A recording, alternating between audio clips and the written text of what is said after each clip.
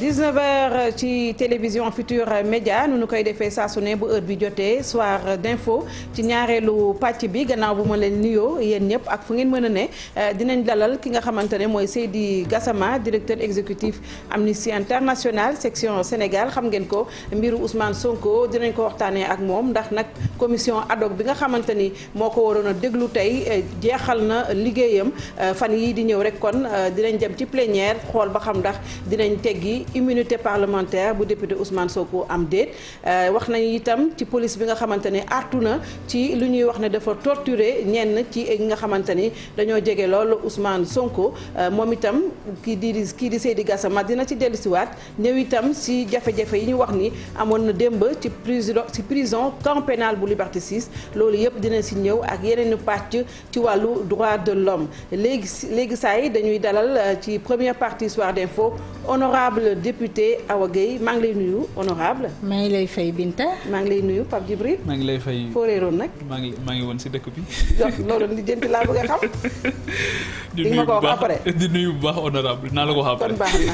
maa ngi lay fay bu baax Pape Djibril. honorable yow yaay président commission santé bu assemblée nationale laataa ñuy suur bu baax du wala. waaw man maay présidente commission santé. waaw population affaires sociales et solidarité nationale bu assemblée laataa ñuy nationale. puus nag ci débat Sonko bi dama lay njëkk a junj ci coronavirus bi. waaw évolution beeg vaccin bi ñu daal di koy tënk rek soog a dugg nag ci mbiru Sonko. waaw corona bi moom comme ni ñu ko waxee rek mu ngi fi ba léegi. yàlla suturaaloon nañu première vague bi ñu gérer ko vraiment am ci ay résultats yu am solo. waaye après mu am benn relâchement du côté des populations.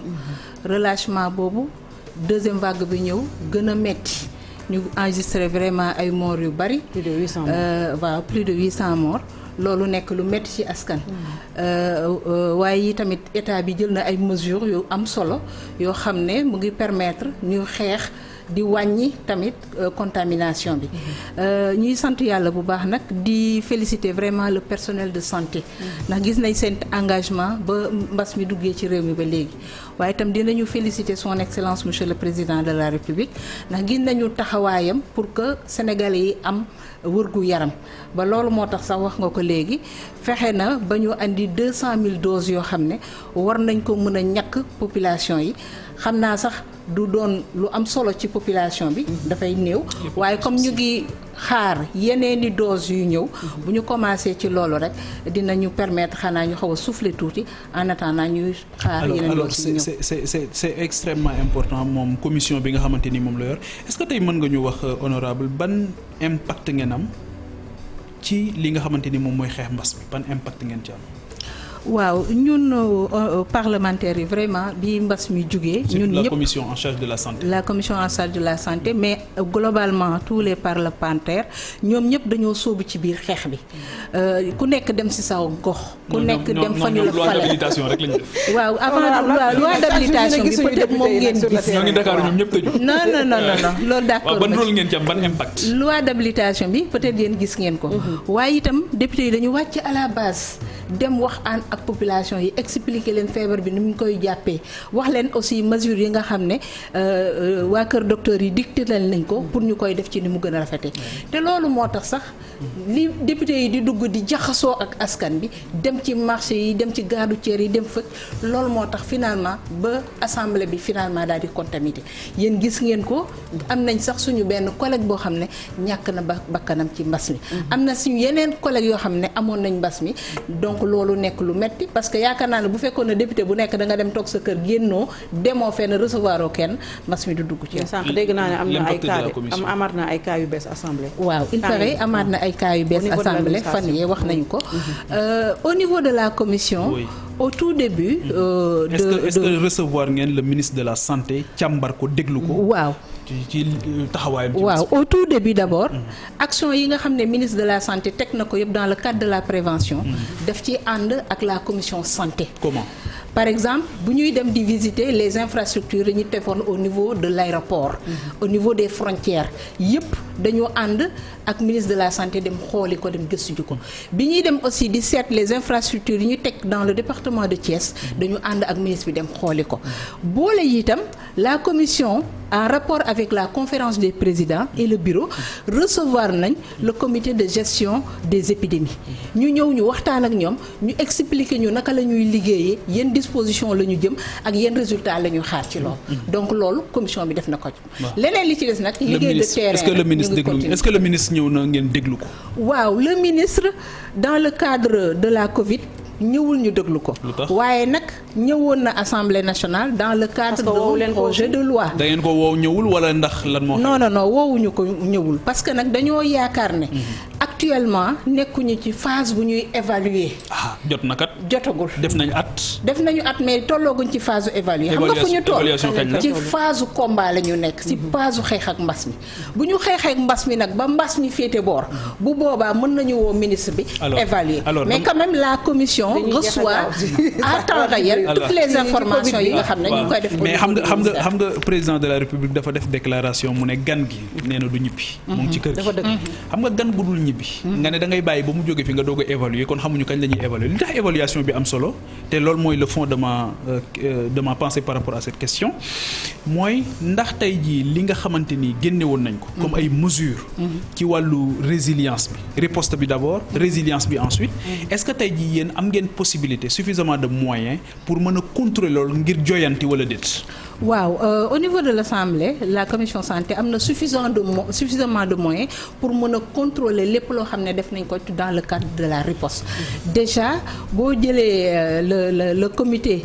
pour la riposte bi nga xam ne général François Ndiaye mu ngi koy jiite commission bi entré na en relation ak ñoom ba xam ñoom fan la ñu toll ci seen gëstu fan la ñu toll ci seen liggéey yeneen yi ci des avec le ministre wax naa la bépp action boo xam ne posé nañ ko au niveau du ministère dañuy recevoir un compte rendu au niveau de la commission santé comme ça ñun ñu xam kat ñoom fii la ñu toll ci liggéey bi lii la ñu def ak lii la ñu def document yooyu yëpp nag bu ñu ko tegee ba nga xam ne nag évaluation jot na ñu mun a évaluer vaccin yi dañoo gis jamono yële Abdoulaye Diouf Sarr dafa xëy rek def ci tweetam ne Chine may nañu 200,000 doses ñu toogaat ba ci yàgg mu dindi tweet bi ginnaaw bi ñu ne finalement may ñu ko dañ ko jënd qu'est-ce qu'il en est réellement lan ngeen ci xam ndax Chine moo ñu ko may ndax ni mu ko mayee yeneen réewu Afrique ndax gis naa ne fu bari tamit dugal na fa 200,000 doses wala ndax effectivement contribuable sénégalais moom moo ko jënd waaw ñun li ñu jàpp mooy li nga xam ne wax nañ ko muy contribuable sénégalais moo ko jënd tweet bu njëkk ba bokkatul kon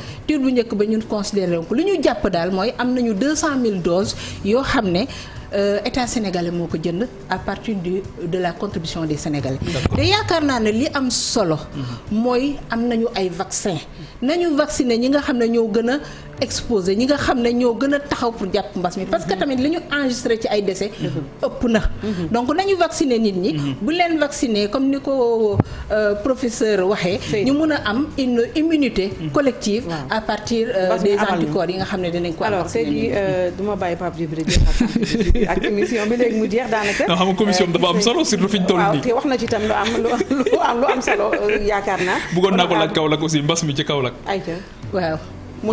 comportement mbas mi ndax Kaolack aussi c'est très frappé ba tey. waaw Kaolack tamit c'est très frappé parce que xam nañ ne Kaolack dafa nekk carrefour.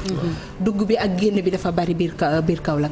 waaye tamit ñu ngi teg ay stratégie en rapport avec le monsieur le gouverneur yéen gis ngeen ko sax ci télé bi muy génn di dem ci marché yi di waxtaan ak nit ñi ci mesures barrières yi di distribuer ay masques di distribuer ay gel ñu ni tamit en tant que parlementaire mais en tant que jigéen liggéeyoon nañ ci liggéey bu rafet. maire bi lu mu def. le maire aussi dugal na ci loxoom joxe ay masques joxe ay gel Kaolack daal mun naa wax ne leader dafa nekk yépp kenn ku ci nekk def ko sa participation pour que mbas mi arrêté déjà bi ñu fi lancé opération une femme un masque toutes les femmes du département de Kaolack ñoom ñëpp ku ci nekk andi sa dërëm andi sa ñaar dërëm ñu defar 58 000 masques dem distribuer ko à travers le département. loolu yëpp mën a jox non pas militant joxuñu ko militant dañu ko dem jox ko monsieur le préfet mu séddale ko les 14 communes du département commune bu nekk am plus de 10 seen plateau technique ndax dimbali nañ leen ci biir mbas mi waaw suñu plateau technique jàppale nañ leen ci biir mbas mi parce que seen hôpital yi doxul de kañ c'était ba nekk Kaolack jàppale nañ leen te hôpitalu Kaolack tamit dañu am benn subvention boo xam ne ministre bi defaloon na leen ko subvention boobu moo leen permettre ñu réformer defar yenn infrastructure ci biir Kaolack lu mel ne par exemple morgue ba dañ ko defaraat ba mu baax salle de réanimation bi aussi dañ ko defaraat ba mu baax def pavage donc loolu yëpp dafa nekk loo xam ne yu am solo la yoo xam ne ñu ngi koy def hôpital Kaolack te bokk ci nag am na un plan quinquennal boo xam ne dañuy relever le plateau médical de Kaolack pour que mu nekk un plateau de dernière génération. Oui, mais largement insuffisant par rapport ak population Kaolack ak. Oui, ça je le reconnais. Parce que hôpital Kaolack nekkul rek Kaolack. hôpital Kaolack wax naa la Kaolack léegi dafa nekk frontière. donc day recevoir des malades venant de la sous-région. donc loolu moo tax moom tamit lu ñu ko mën a jàppale ci infrastructure jàppale ko ci personnel du doy. alors tey jii Pape Djibril moo xam naa ne santé bee ko gën a soxal waaye am na beneen actualité mooy Ousmane Sonko bi nga xamante ni boobu ba léegi ña ngi cay liggéey ci assemblée nationale pour fexe nu ñu dindee son immunité parlementaire commission ad hoc bi daanaka tey la jeexal. waroon koo déglu mu ne ñëwut. opposition bi dañoo jàpp ne da ngeen bëgg a saax-saaxee seen collègue yëkkati malaanu kiir layam. waaw xam nga affaire Ousmane Sonko Adji Sarr man bu ñuy wax toujours damay naan man fii mu yegg si sax. dafa ma bett ndax la parce que dafa nekk problème boo xam ne ñaari citoyen sénégalais la concerné muy Ousmane Sonko ak Adji Sarr boo jëlee Sénégal chaque jour nga dégg ñaari nit ñu am problème dem ci yoon def liggéeyam te ma sàmba du leen dégg ma demba du leen dégg kon fii muy yegg si vraiment man bett na ma waaye nag li nga xam ne moo xew Assemblée nationale mooy que ne am na problème bu am entre ñaari citoyen kenn ki député la keneen ki du député ki nga xam ne moo nekk député kenn mënu ko woo parce que dafa am immunité parlementaire parce que ñun ñëpp dégg nañ ko bi muy def point de presse am mu ne damaa am immunité parlementaire bu ñu dindee sama immunité bu ñu ma wooyee 9h 9h05 ma dem wuyu ji ci kaw loolu Assemblée nationale dafa am ay procédures yu ñuy teg règlement intérieur u Assemblée nationale lu muy def ci loolu la ñuy référé wu. juróom na coow nag x baak ba ci fu ngeen. waaw balaa ñuy yegg si foofu d'abord dañuy jot une demande une lettre du ministre de la justice. ak du procureur. ñu envoyé ko le président Moustapha Niasse mu woote bureau. ñu demander la levée de l'immunité parlementaire du député Ousmane Sonko. c'est-à-dire que ñun documents yi ñu jot à l'Assemblée nationale x nekku ci. te ñiy wax ne x ci nekk ñoom ñoo la gën a xam ne x nekku ci parce que x quand même c'est anonyme dañu ne la levée de l'immunité parlementaire du député Ousmane Sonko ñu andi ko ci bureau bi c'est le gouvernement de l'Assemblée bi bureau bi statué ba pare ñu convoqué la conférence des présidents liiral leen les documents yi am les faits ñu relaté leen ko ne leen nag li ministre de la justice yónnee mooy ñu dindi l'immunité parlementaire du député Ousmane Sonko biir conférence des présidents ñu waxtaan jàpp bés ne dinañ teg la commission ad hoc bi nga xam ne 11 membres la ñuy constituer te article 52 bu règlement intérieur bi moo ko may bi ñu ñëwee ñu tànn 11 membres majorité joxe 8 liberté démocratie joxe 2 non inscrits joxe benn bu paree ñu ñëw plénière pour ratifier loolu nga xam ne am na ci commission des lois bi ñu ñëwee plénière aussi lire nañu liste bi wax ñi nga xam ne ñoom la ñu tànn au tout début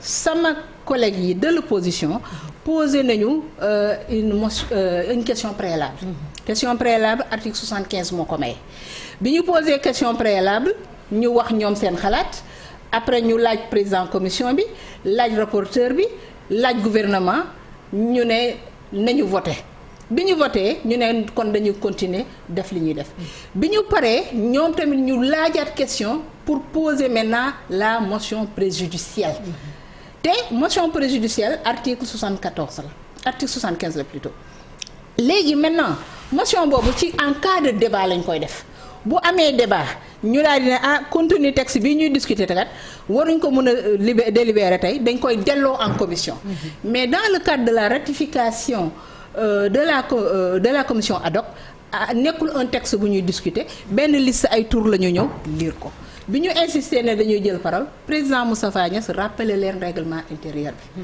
ci kaw loolu ñoom ñu daal di jël seeni bagages dem ñibbi.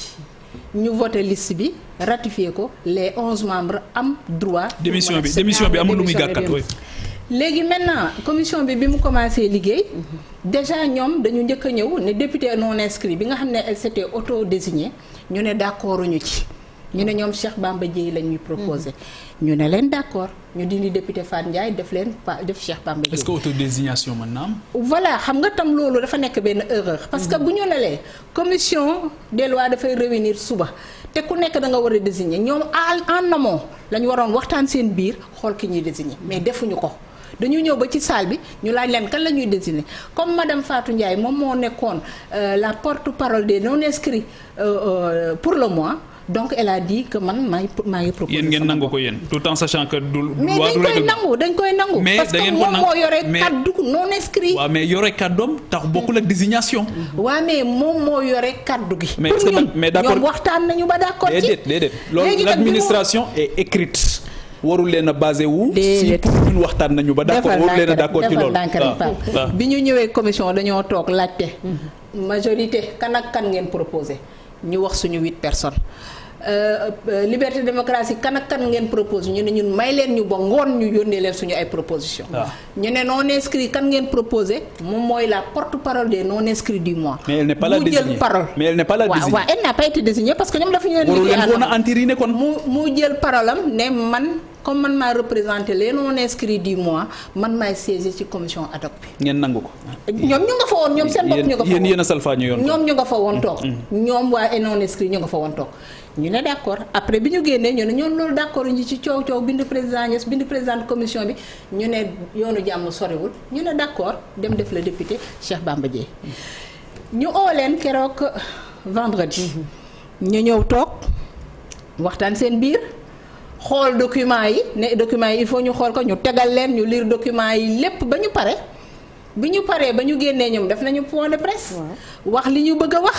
bien que li ñuy wax yëpp man j'en doute fort parce que dañu ne au moment bi ñuy réunir boobu la ñu yónnee convocation bi Ousmane Sonko par agent assermenté parce que loolu tam daf may jaaxal ndaxte commission ad hoc bi li muy liggéey lépp balaa président bi di def quoi que ce soit tous les membres de la commission ñoom ñoo ciy d'accord ne ko defal li yónneel convocation tel jour la ñuy convoqué. mais lan moo tax gendarmerie weddiwu ko wala mu dëggal ko ne loolu am na wala amul. non gendarmerie joxuñ leen parole tamit. mais dañ leen a duut baaraamu tuuma dañ leen a tuuma dëggul ma Pape xam nga convocation bi bu ñuy dem dafay ànd ak le carnet de transmission. mais carnet de transmission boobu bu ñu ko xoolee dinañ ci gis date bi nga xam ne fa lañ ko yóbbu ak heure bi ñu ko yóbbu. Cheikh Bamba Dièye mais ñaari député ñemewuñu tuumal gendarmerie lu toll noonu ci dossier bu mel noonu ne convocation dem na te demul te ñoom weddiwuñ ko gendarmerie weddiwu ko. gendarmerie de. ñoom dañuy wax ne heure bi nga xam ne si la ñuy réunir. heure boobu la commission bi yónnee. convocation bi te fekkente ne ñoom dañoo réunir waxtaan seen biir ba pare. bi ñu paree lañ doog a yónnee convocation mais tout ça c'est pas important. ah si c'est très important xam nga li important mais c'est très important parce que procédure la. xam nga li important Pape. mooy que ne commission bi liggéey na dans les normes il y a eu 2 qui ont démissionné. démission yooyu ça n'arrête en rien la procédure. amul impact ci procédure. amul lu muy gàkkal. amul lu muy gàkkal. Ah bon? parce que ñu ngi fàttaliku bi ñuy lever immunité parlementaire u Khalifa Sall. Madické Niang qui était le président du groupe il avait démissionné. mais n'empêche que travaux yi dañ ko yeggale. donc ñoom bu ñu démissionné plénière bi validé woon na ba pare la liste. non boobu plénière bi yegg seeguñ. ci commission ad hoc bi plénière bi yegg seeguñ fa. bi ñuy démissionné démb. plénière bi adopté na woon la commission d'abord non plénière commission bi kii mu ngi liggéey bu ñu paree nag lañ koy doog a andi plénière. non plénière bi validé la liste des 11. voilà adopté woon na ko ba pare. moo tax mënuñu leen remplacer. waaw non duñ leen remplacer sax parce que amul benn incidence ci seen liggéey. ñoom dañuy continuer liggéey seen liggéey. te ñaar démissionné nañ mais am na kenn koo xam ne mooy seen président groupe. mu nga ca biir di liggéey. parce que xam nga li am solo muy sëñ Bara Mbacké mu nga ca biir di liggéey si Cheikh Bara lu tax parce que nag il faut que la lumière soit faite parce que le député suñu collègue la ñun suñu collègue la ki nga xam ne moom la ñu tuumaal suñu collègue la te suñu collègue boobu li ñu ko tuumaal ñun am nañu yéene mu dem taxaw défendre boppam bu fekkente ne du dëgg mu joxe les preuves que dañu bëggoon aussi ngeen déglu Adji Sarr ñu bañ. non Adji Sarr mënuñu ko déglu. loolu lañu bëggoon dañ leen non mënut a nekk parce que question wu immunité parlementaire article 51 ak article 52 moom moo koy réglé te bu amee benn article bu muy référé wu daf koy expliquer. léegi est-ce que yéen comme article 34 léegi question Binta bi li tax mu am solo mooy est-ce que l'Assemblée nationale tey am na suffisamment d'éléments pour. yëkkati dindi mbalaanu kiiraay wala yéen bu ñu ne leen dindi leen rek li ngeen fi dindi daa bari nag. non demeewul noonu. dindi ngeen yu bari yu amul benn fi ñaata 6 ñun duñu wax dindi leen rek ñu dindi. xam nga tam buñ lay te dafa am ci ñu ngeen gën a gaaw tamit. buñ lay wax nga dindi dañ lay andil des faits. dañ lay andil un rapport boo xam ne c'est confidentiel. kon daal yéen li ñu leen indil jar na ko. commission bi ñu ngay liggéey man bokk na commission lañ tey dañ lay andil un rapport confidentiel nga jël rapport bi liir wax ak say nit ñu wax député bi ñu woo ko mu ñëw toog wala défenseur am ñëw toog bu ñu ko nee yow kat lii ak lañ la bindal loo ci xalaat mu ne leen man lii ak lii d'accord ma ci lii d'accord ma def nañ ko Moustapha Niasse mais bañ ko wooyee dafa ñëw toog défenseur am toog loolu kañ la woon 2001 ok loolu dafa ñëw toog Moussa défenseur am ñëw toog ñu wax ko mu weddi bañ demee ba xam ne lii kat jarul dindi immunité wuñ immunité bi mu leer nañ xam nga lan moo tax culture de l'impunité waruñ ko am Sénégal c'est pas parce que député nga rek dañ la war a bàyyi ngay def lu la neex non loolu mu impunité kat ci Macky Sall moo ne am na yu mu def fii suufu kudd bi loolu président ma ko wax la engagé mais nous en tant que parlementaire duñu encourager impunité mais seen kii defe naa avocat wu Ousmane Sonko honorable député Aïda Mbodj démb wax na ne que vraiment am na message bu garaaw boo xamante ni dañ ko doon bëgg envoyé mu dal ci loxo avocat Ousmane Sonko yi li wane nag li yëpp daal kabal ngeen non loolu waxu Aïda Mbodj la sañu ko xanaa sañ ko wax lu amut non du ma ko commenter moom mi ko wax moom loolu la engagé mais li may wax rek si la présidente Aïda Mbodj vraiment dama ko xàmmeetul xam nga lu tax dafa nekk koo xam ne dafa porter les grandes causes féminines fu nekk mu dem fa xeexal jigéen ñi am na ay ak yu bari yoo xam ne jigéenu Sénégal yi am nañ ko ci loxoom la jaaree mu leen di waxal fu ne kon bi problème bii amee opposé kenn ku jigéen koo xam ne xale la ndaw la vulnérable ak koo xam ne député la waxuma dem du dem nu mu tuddati compatir par rapport à son collègue député de l'opposition de waaye tamit na dem seeti xale ba wala mu am sax benn sentiment. xale bi kat dafa nekk sous surveillance policière mais bu ko seetiwul aussi. mu yëkkati kàddoom xam ne kooku jigéen la te moom fu mu toll. mais yéen def ñu leen si yow yaa jiite collectif des femmes parlementaires xeex ngeen parité xeex ngeen les droits des femmes. mais ba léegi dégguma collectif bi wax ne. waaw collectif xam nga collectif bi nag du depuis waaw maa ko jiite waaye collectif bi ña fa daje dañoo bari. madame Aïda Mbodj moom mu ngi ci biir collectif bi. keneen a ngi ci biir collectif bi ba léegi dégguñu la nga jàppale. waaw keñ man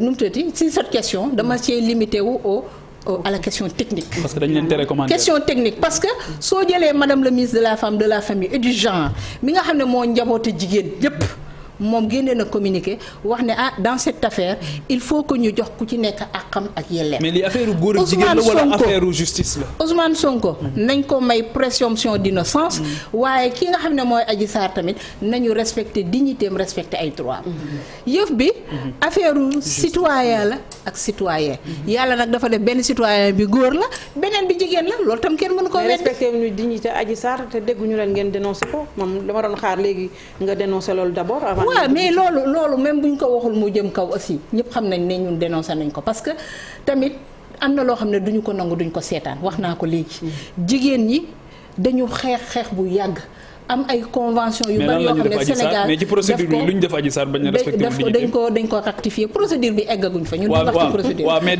li ñu bëgg a wax ne dañu salfaañee dama bëgg rek ay éléments tangibles bu ñu nee respecté wuñ dignité Adji Sarr qu'est-ce qu'on met sur la table. waaw xam nga lu tax ñuy wax loolu ne Adji Sarr respecté wuñu parce que li ñu tudd ci ku góor mooy bi nga xamee ne lu coow li am na yéen ñëpp dégg ngeen ko ay wax yu ñaaw ay lu nekk ñu teg ko ci deram de part et d'autre loolu tam rafetul de part et d'autre waaw moo tax nag ñun tamit ñu ne de part et d'autre Ousmane Sonko il a une présomption d'innocence mais Adji Sarr aussi nañ ko may ne kii tamit nu mu tuddati supposé victime. waaw li ngeen may kii may leen ko kële. voilà ñoom ñaar loolu lañ bëgg ñu may leen ko ñoom ñaar ñëpp ñu tolloo ko.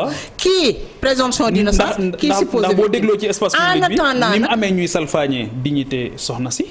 la am ñuy salfaañe dignité moo tax ñun ñu tëddee njaaxanaay. waaw moo tax loolu tax ñu tëddee njaaxanaay. ne léegi nag comme noonu la ñun duñu juge attewuñu suñu yoon nekkul ci atte la xew sa salon de massage bi fekkeewuñu yëguñu te nag comme dañuy wax ne nañ ci màndu dañu naan Ousmane Sonko nañu respecter présomption d'innocence am kii di Adji Sarr aussi nañu respecter sa présomption de victime bu ko defee kenn ku ci nekk lii sa cër lii sa yelleef ñu teg ko ci sa loxo bi nga xam ne nag moo ci des mooy dañu ko yónnee convocation mu ne du ñëw loolu nag man xaw na ma jaaxal ndax parce que boo nekkee tamit leader da ngay conséquent ak sa kaddu da ngay conséquent ak say jëf sa comportement moom moo def point de presse ñëpp di ko seetaan mu ne bu ñu lever sama immunité parlementaire bu ñu ma woowee 9h 9h05 ma dem wuy ji kon nag tey bu ñu ko yónnee convocation ak lu mu metti na jël convocation bi ñëw taxaw ak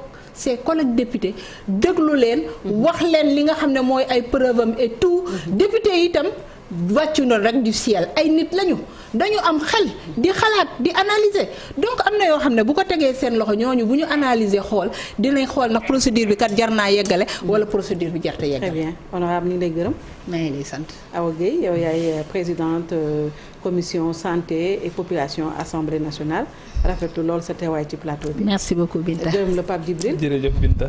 jërëjëf honorable. merci beaucoup te dellu si waat ci plateau bi. merci beaucoup Pape Djibril. philosophie.